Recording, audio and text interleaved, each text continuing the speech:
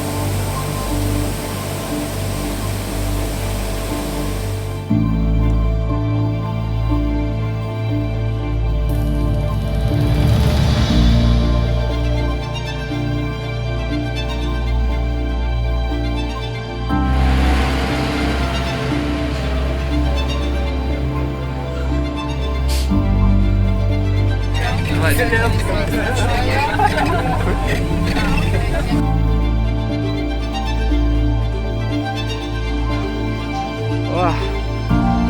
Оба! Дикий электро.